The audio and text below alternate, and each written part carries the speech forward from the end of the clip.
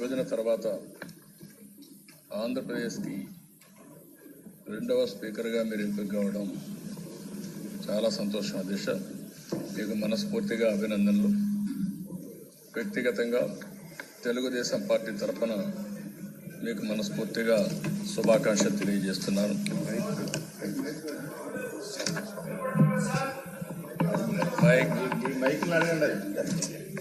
మైకులు పెట్టలేదా సరిగా? మైకులు సరే, మాటలు వస్తాయి, మాటలు ఏం బాధలేదు. సుదీర్ఘ అనుభవం ఉంది, మీ అందరికంటే ఎక్కువ అనుభవం ఉంది, అన్ని చూశాను రాజకీయాల్లో. కాబట్టి మాటలు ఆటోమేటిక్ గా వస్తాయి, మాటలే తగ్గవు. మాటలు తగ్గవు, ఏం బాధ లేదు. అదేనయ్యా మైక్ పని, మీ ఆధ్వర్యంలో మైక్ పని చేస్తా ఉంది. ఆ రోజు మా ఆధ్వర్యంలో బాగానే పనిచేసింది, మీ ఆధ్వర్యంలో పనిచేస్తా ఉంది. కాబట్టి మీరు ఆలోచించుకోవాలి. అధ్యక్ష ప్లీజ్, అదే బ్రదర్ ప్లీజ్, వాల్యూమ్, నా వాయిస్ పెంచుతున్నా, వాల్యూమ్ పెంచమంటున్నా. ముందు వాల్యూమ్ పెంచండి, అప్పుడు ఆటోమేటిక్ పెరుగుతుంది వాయిస్. వాయిస్ ఏం తగ్గదులే, మీరు ఏమి డౌట్ అవసరంలా. వాయిస్ తగ్గదు, పోరాటం తగ్గదు, మీకు డౌట్ ఏం అవసరం లేదు. చాలా పోరాటాలు చూసాం. ఇప్పుడు కొత్త కాదు నాకు ప్రతిపక్షంలో పనిచేయడం, మీకు కొత్తగా వచ్చు కానీ నాకు ప్రతిపక్షం కొత్త ఏం కాదు.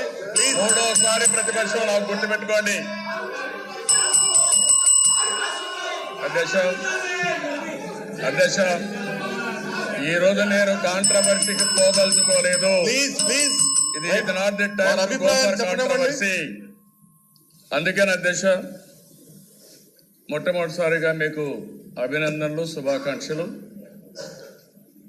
ఈరోజు నా తరపున తెలుగుదేశం పార్టీ తరపున కూడా మనస్ఫూర్తిగా శుభాకాంక్షలు తెలియజేస్తున్నాను. మీకు సుదీర్ఘ రాజకీయ అనుభవం ఉంది.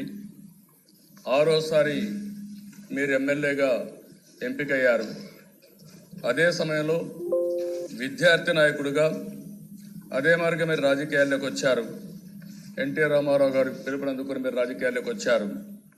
అక్కడి నుంచి 3 సార్లు మంత్రిగా పనిచేశారు, 6 సార్లు శాసనసభ్యుడిగా పనిచేశారు. ప్రభుత్వంలో కూడా మీకు ఎనలేని అనుభవం ఉంది. ఒక విప్పుగా ప్రారంభమైన మీరు అనేక శాఖలకు మంత్రిగా పనిచేశారు. యువజన శాఖ మంత్రిగా, ఇంకొక పక్క మున్సిపల్ అడ్మినిస్ట్రేషన్ మంత్రిగా, సమాచార టూరిజం శాఖల మంత్రిగా, ఎక్సైజ్ శాఖ మంత్రిగా అనేక పదవుల్ని మీరు నిర్వహించడమే కాకుండా ఆ పదవులకి మన్ని తీసుకొచ్చారు. పట్టణాభివృద్ధిలో మీకంటూ ఒక ప్రత్యేకమైనటువంటి స్థానం ఉంది. ఆ రోజు నుంచి కూడా క్రీడా ప్రాంగణాల నిర్మాణంలో కానీ, ఆఫ్రో ఏషియన్ గేమ్స్ కండక్ట్ చేయడంలో కానీ మీరు చాలా చొరవ చూపించి మీరు ముందుకు పోయారు.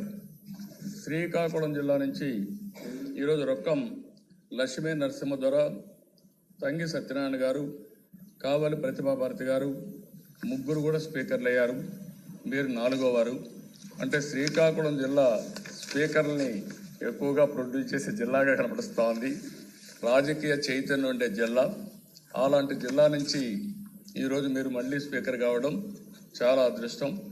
అలాంటి మిమ్మల్ని మరొక్కసారి వ్యక్తిగతంగా పార్టీ తరఫున మనస్ఫూర్తిగా అభినందిస్తూ, మీరు చేపట్టే ఈ బాధ్యత అన్ని విధాల మీకు మంచి పేరు రావాలని, మీరు ఈ పదవిలో రాణించాలని మనస్ఫూర్తిగా ఆకాంక్షిస్తూ మరొక్కసారి పార్టీ తరఫున వ్యక్తిగతంగా మీకు అభినందనలు తెలియజేసుకుంటూ